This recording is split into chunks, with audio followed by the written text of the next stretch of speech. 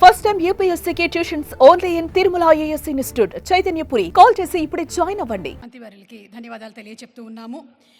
ప్రజా హృదయాలే సింహాసనంగా, ప్రజా వేదికలే పోరాట భూమిగా, ప్రజలు పలికేటువంటి నీరాజనాలే తను సంపాదించినటువంటి ఆస్తిపాస్తులుగా భావించి ఎంతో వైవిధ్యంగా రాజకీయ పఠనాలని తిరిగి రాస్తున్నటువంటి king of politics, the visionary, victory leader, మన గౌరవనీయ ముఖ్యమంత్రి గారు శ్రీ యనమల రేవంత్ రెడ్డి గారిని మాట్లాడవలసిందిగా రిక్వెస్ట్ చేస్తున్నాము.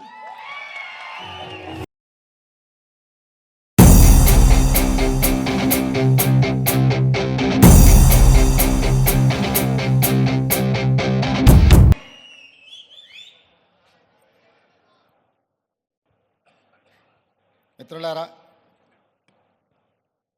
ఈరోజు ఒక మంచి ఎకో టూరిజం పార్కును ప్రారంభించడానికి, ఎకో టూరిజంను ఒక మంచి పర్యాటక కేంద్రంగా, వ్యాపార దృక్పథం కాకుండా ఒక పర్యాటక క్షేత్రంగా తయారు చేసి రామ్దేవ్ గారు దాదాపుగా 25 సంవత్సరాల తన అనుభవాన్ని, ఆదాయాన్ని ఈ 150 ఎకరాలలో ఒక మంచి పార్కును ఏర్పాటు చేసి ఈ కార్యక్రమం ప్రారంభోత్సవానికి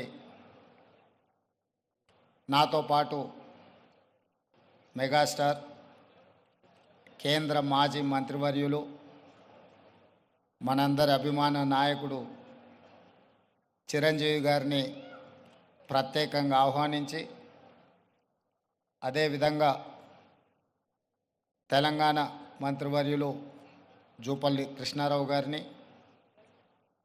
అదేవిధంగా చీఫ్ విప్ శాసనమండలి పట్నం మహేందర్ రెడ్డి గారిని, లోక్సభ సభ్యులు మిత్రుడు సీఎం రమేష్ గారిని, రాజ్యసభ సభ్యులు అనిల్ కుమార్ యాదవ్ గారిని, శాసనసభ్యులు మల్రెడ్డి రంగారెడ్డి గారిని, స్థానిక శాసనసభ్యులు కాలే యాదయ్య గారిని, ఇతర రంగారెడ్డి జిల్లా నాయకులందరినీ ఆహ్వానించి ఒక మంచి కార్యక్రమాన్ని ఏర్పాటు చేయడం జరిగింది. వాస్తవంగా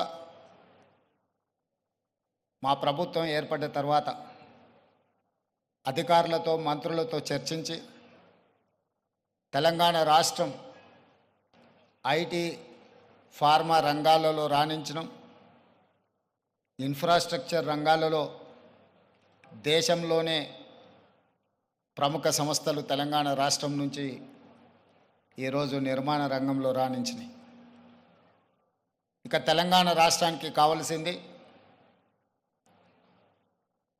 temple tourism, health tourism, eco tourism. ఒక రాష్ట్రం యొక్క ఆదాయం పెరగాలి, ఒక రాష్ట్రానికి గుర్తింపు రావాలి అని అంటే పరిశ్రమలు, పెట్టుబడులే కాదు, ఆ రాష్ట్రంలో ఉన్న టెంపుల్ టూరిజం, ఎకో టూరిజమే ఆ రాష్ట్రం యొక్క ఆదాయాన్ని పెంచడమే కాకుండా రాష్ట్రం యొక్క గుర్తింపు, గౌరవాన్ని కూడా పెంచుతుంది. ఈరోజు మనకు సంబంధించిన మిత్రులు కావచ్చు, బంధువులు కావచ్చు, చాలామంది వాళ్ళ పిల్లల పెళ్ళిళ్ళు చేయాలన్నా, శుభ కార్యక్రమాలు ఏమైనా చేయాలి అని అంటే మన ప్రాంతం కాకుండా రాజస్థాన్కో లేకపోతే ఇతర దేశాల్లోకి వెళ్ళి అక్కడ కార్యక్రమాలు చేసుకుంటున్నారు. దానికి ప్రధానమైన కారణం ఆ ప్రాంతంలో ఉండే టెంపుల్ టూరిజం, అదేవిధంగా ఎకో టూరిజం. వీటితో పాటు ఎవరిని కదిలిచ్చినా మన వాళ్ళని బెంగళూరు జిందల్లో జాయిన్ అయినని కొంతకాలము అని చెప్పి చెప్తూ ఉంటారు. మనం ఈరోజు మందిరాలను దర్శించుకోవాలంటే తమిళనాడుకో ఇతర రాష్ట్రాలకో వెళ్తున్నాం. ఫారెస్ట్లో ప్రకృతి సహజ వనరులను చూడాలి అంటే మధ్యప్రదేశో లేకపోతే ఇతర రాష్ట్రాలకు వెళ్తున్నాం.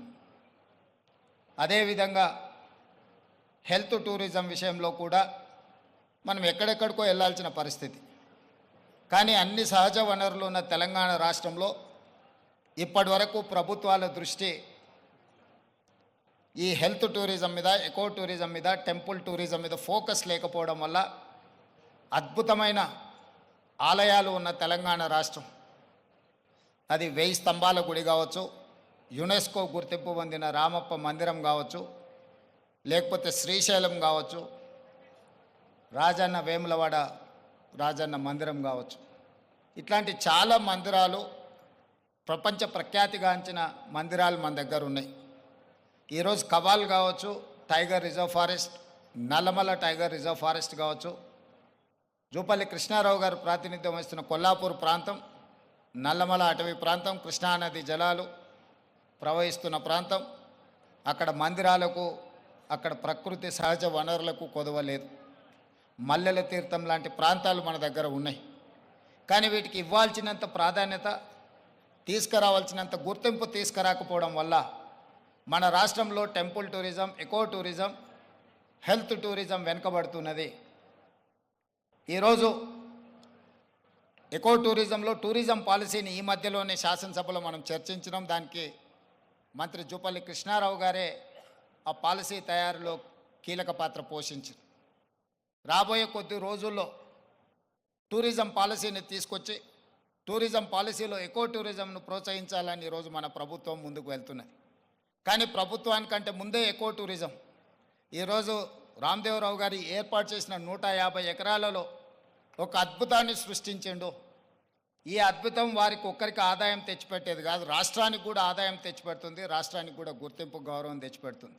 ఈరోజు మనం మొక్కలు కొనాలంటే గోదావరి జిల్లాలకు వెళ్ళాల్సిన పరిస్థితి.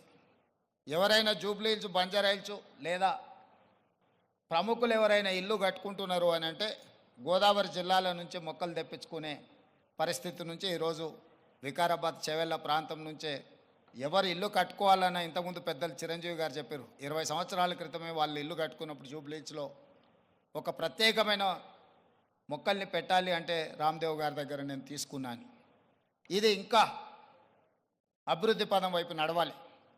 ఈరోజు ఇక్కడ జరిగిన అభివృద్ధి, ఇక్కడ మన కళ్ళకు కనిపిస్తున్నది 30%. నేను అనుకోవడం ఇంకొక సంవత్సరంన్నర తర్వాత ఇది ఒక అద్భుతమైన పర్యాటక క్షేత్రంగా మారుతుంది అనడంలో ఎలాంటి సందేహం లేదు. ఖచ్చితంగా ఇది ఆ దిశగా రాణిస్తుంది. ఇక్కడ మేము కొంతనే చూసినాం, మిగతా ఏర్పాట్లు కూడా అద్భుతంగా చేస్తున్నారు. దీంతోపాటు ఇంతకుముందే మా యాదయ్య గారు చెప్తున్నారు, వికారాబాద్కి హవా లాఖో రూపాయి కా దవా అని. వికారాబాదులో ఉన్న అడవిని ఆనాడు నిజాం సర్కార్ మెడిసినల్ ప్లాంట్స్ పెట్టి మీకు మొత్తం తెలంగాణ రాష్ట్రంలో ఉండే టెంపరేచర్ కంటే చిరంజీవి గారు వికారాబాద్లో వికారాబాద్ అటవీ ప్రాంతంలో 2-3% టెంపరేచర్ తక్కువ ఉంటుంది.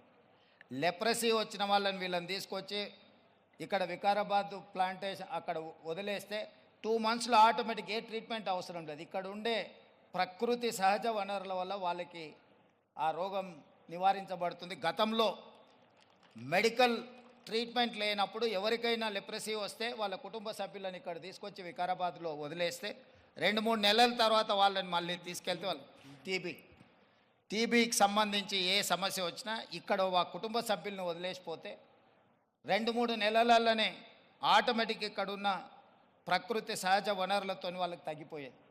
అంటే ఈ ప్రాంతానికి ఒక ప్రత్యేకత ఉన్నది. అందుకే ఈరోజు జిందాల్ లాంటి వాటికి ఎక్కడికో వెళ్ళడం కాదు, ఇక్కడనే పెద్ద పరిశ్రమలకు సంబంధించిన వ్యక్తులు తొందరలోనే ఇక్కడ పెద్ద ఎత్తున ఏర్పాటు చేయబోతున్నారు వికారాబాద్ ప్రాంతంలో. మొన్ననే దావోస్లో అగ్రిమెంట్ చేయడం జరిగింది. తొందరలో వికారాబాద్ ప్రాంతాన్ని ఎకో టూరిజంలో పూర్తి స్థాయిలో అభివృద్ధి చెయ్యాలని ప్రభుత్వం ఏదైతే అనుకుంటుందో ఒక అడుగు ముందు ప్రభుత్వానికంటే రామ్దేవ్ గారు వేసి ఇంత మంచి వ్యవస్థని ఇక్కడ ఏర్పాటు చేసిండు. తొందరలో ఈ ప్రాంతం యొక్క అభివృద్ధికి ఇది ఒక ప్రాతిపదిక అవుతుంది. అందుకే ఈరోజు ఈ నిర్వాహకులను, రామ్దేవ్ గారిని మనస్ఫూర్తిగా తెలంగాణ రాష్ట్ర ప్రభుత్వం అభినందిస్తుంది. ఇంకా రావాలి ఇట్లాంటి పర్యాటక క్షేత్రాలు. ఇదొక వ్యాపార కేంద్రంగా కాకుండా పర్యాటక క్షేత్రంగా కూడా రాణిస్తుంది అనడంలో ఎలాంటి సందేహం లేదు.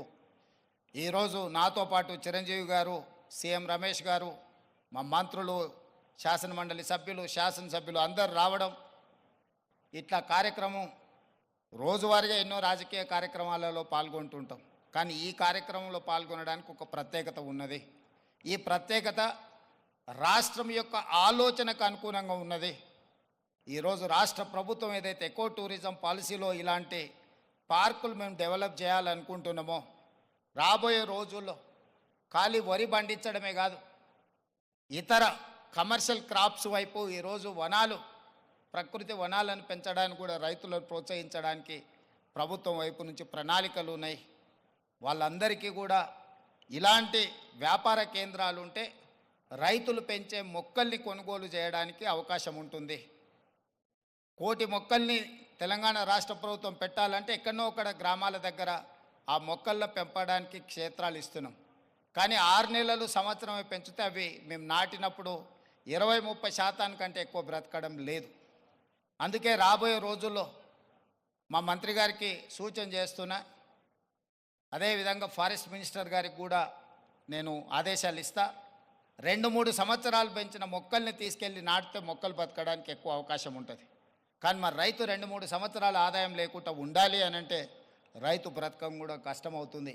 అందుకే దానికి తగ్గట్టుగా ధర చెల్లించి రాష్ట్ర ప్రభుత్వమే కొనుగోలు చేసి రాష్ట్ర ప్రభుత్వం నాటే హరితహారం మొక్కల్ని 3 సంవత్సరాలు 4 సంవత్సరాలు పెంచిన పెద్ద మొక్కల్ని నాటితే అది ఒక్క సీజన్లో మనం కాపాడుకోగలిగితే చాలు, అది తప్పకుండా చెట్టుగా వృక్షంగా మారే అవకాశం ఉంటుంది. అందుకే రాబోయే రోజుల్లో ప్రభుత్వం యొక్క విధి విధానాలను చర్చించుకొని వాటిని సవరించుకొని తెలంగాణ రాష్ట్రాన్ని ఒక ప్రకృతి వనంగా మార్చాలని. అక్కడ రామయ్య గారు ఉన్నారు, ఒక సామాన్యమైన రైతు. మీరందరూ వారెవరో అనుకోవచ్చు. రామయ్య గారు ఆయన ఒక వ్యవసాయ కుటుంబం నుంచి వచ్చి మొక్కలు నాటే కార్యక్రమంలో భారత ప్రభుత్వం వారికి పద్మశ్రీ అవార్డు ఇచ్చింది. చిరంజీవి గారు రాణిస్తే చిరంజీవి గారికి పద్మభూషణ్ ఏ విధంగా ఒక రంగంలో రాణిస్తే ఇచ్చిండ్రో, ఒక రైతుకు కూడా మొక్కలు నాటడంలో రాణించినందుకు రామయ్య గారికి ఆ గుర్తింపు వచ్చింది. ఖమ్మం జిల్లాలో ఒక మారుమూల ప్రాంతంలో ఉండే ఒక వ్యవసాయ రైతు మొక్కలు నాటడం వల్ల పద్మశ్రీని సాధించిండు. అంటే ఒక కమిట్మెంట్, డెడికేషన్ ఉంటే ఈ ప్రభుత్వాలు గుర్తిస్తాయి, ప్రోత్సహిస్తాయి. రామయ్య గారు లాంటి వాళ్ళను మనం ఆదర్శంగా తీసుకోవాలి. అందుకే ఈ మధ్యకాలంలో కేంద్ర ప్రభుత్వాన్ని కలిసినప్పుడు మాకే నాంపే ఎక్ పేట్ అంటే తల్లి పేరు మీద విద్యార్థులందరూ ఒక మొక్కను నాటి దాన్ని సంరక్షించాలనే ఒక విధానాన్ని ముందుకు తీసుకొస్తున్నాము. ప్రతి విద్యార్థి తమ కన్న తల్లి పేరు మీద ఒక మొక్క నాటి ఆ స్కూల్లో ఆ మొక్కను కాపాడితే కొన్ని లక్షలాది కోట్లాది మొక్కల్ని ప్రతి సంవత్సరం మనం పెంచుకుంటూ పోవచ్చు. ఇట్లాంటి వినూత్నమైన కార్యక్రమాలను ప్రభుత్వం తీసుకురావాలనుకుంటుంది. తొందరలోనే ఈ విధి విధానాలతో ముందుకు వస్తాం. ఏది ఏమైనా రామ్దేవ్ గారిని మనస్ఫూర్తిగా అభినందిస్తున్నా. ఒక మంచి పర్యాటక క్షేత్రంగా దీన్ని తీర్చిదిద్దండి. ప్రభుత్వం వైపు నుంచి అవసరమైన సహకారం తప్పకుండా ప్రభుత్వం అందిస్తుంది. మంత్రి జూపల్లి కృష్ణారావు గారు, స్థానిక శాసనసభ్యులు యాదయ్య గారు, మహేందర్ రెడ్డి గారు ఉన్నారు. ఏదైనా స్థానికంగా అంశాలు ఉన్నా కూడా వారు మీకు సంపూర్ణమైన సహకారాన్ని అందిస్తారని తెలియజేస్తూ మీ అందరి దగ్గర సెలవు తీసుకుంటున్నారు. ధన్యవాదాలు మిత్రులారా.